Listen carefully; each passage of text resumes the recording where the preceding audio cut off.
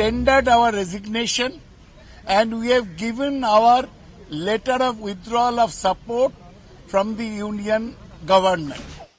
The government has, and that was assured by the various concerned parties, the support of parties other than those are in the UPA. That number comes to about 310. ये मैं समर्थन दे रहा हूँ, मैं UPA में नहीं हूँ, लेकिन समर्थन कांग्रेस का दे रहे हैं, जिससे सांप्रदायिक शक्तियाँ कहीं आगे ना जाएं। We will remain grateful, and I think it must be a two-way traffic of accommodation and dialogue. We've known Mulayam Singh Yadav in the past.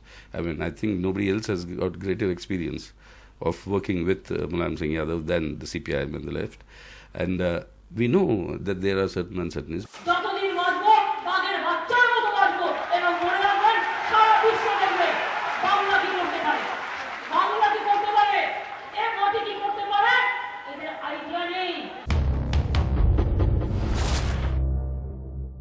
Government of the foreigners, by the foreigners and for the foreigners.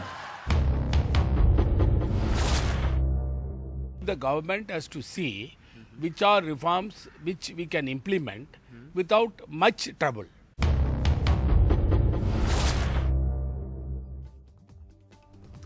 Hello and welcome. You're watching NDTV's live and continuing coverage of the political crisis in New Delhi on what has been an action-packed day and is also heading for an action-packed night. The Trinamool Congress withdrew support, but that seems to have barely dented the government's confidence. In fact, the Prime Minister is expected perhaps to even announce more steps when he talks to the nation in just about an hour from now. So has the UPA-II survived a political crisis? Did Mamata Banerjee's gambit backfire? Does the government have the moral authority to push ahead with more decisions? We'll be debating all of that tonight right here on NDTV with a range of leading voices cutting across party lines. All key players will be joining us. But of course, the key tonight lies in the numbers. And the numbers at the moment seem to favor the UPA, especially after Mulayam Singh Yadav earlier this morning said that he still is very much supporting the government from the outside, even though he has problems with its policies. And that perhaps explains why tonight, at least, the UPA, its ministers and all its allies seem to be exuding a degree of confidence. Joining us for what is the basis of that confidence and whether or not there are still serious question marks, serious political question marks that the UPA needs to confront. Sunil Prabhu joining us live from New Delhi, and also my colleague Sunetra Chaudhary. Sunil Prabhu joining us from the Prime Minister's office, in fact, where, as we said, the Prime Minister is shortly expected to address the nation. Sunil, is it fair to say that after that statement by Mulayam, there is a greater degree of confidence that the UPA seems to exude? They believe that the crisis for the moment is over, or are there still serious question marks, given that Mulayam, as we know, is someone who's not entirely known to stick to his word?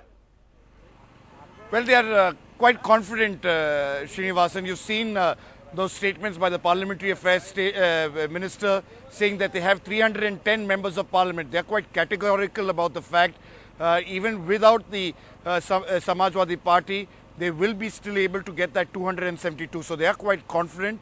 They are optimistic that if it comes to a situation where they would have to seek the vote of confidence, they will be able to do so. But they are quite clear and quite firm that they do not want a vote of confidence.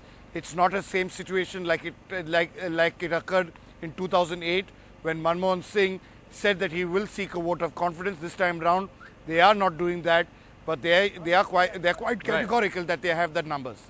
Right, Sunil, thanks very much indeed. Sunetra Chaudhary, the key question, the key issue, as I pointed out, numbers. Now, UPA minus, and we'll just put that numbers graphic up on the screen again for you, that the UPA minus Mamata Banerjee comes down to 255. That's just the core UPA, the original UPA, so to speak. But if you add Mulayam Singh Yadav, or if you add the BSP individually, then you go up to 275, 276. And if you add both of them together, then you get closer to 300. And then if you add a few more independents, then you even cross 300, you get closer to 310. So technically, yes, they would claim to have the numbers.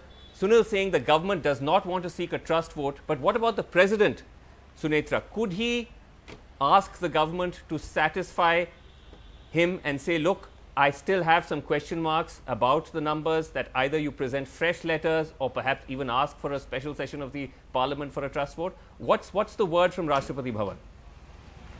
Well, in theory, Srinivasan, yes, he could do that. In fact, he could say that even though the letters of support are there, both from the BSP and the SP, as you pointed out with those numbers, makes the UPA quite safe right now.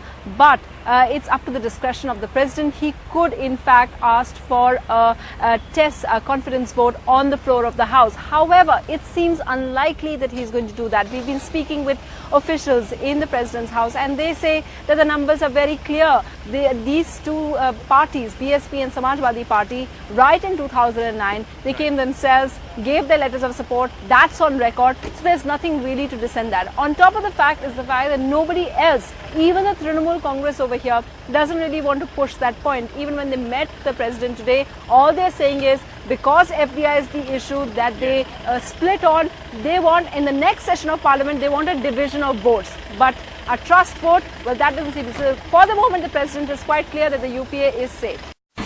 India's #1 news app just got even better. Download NDTV's new app. Fully optimized for retina display. Full screen view. Faster response time. And Sudoku. NDTV's new iPad app. Download now.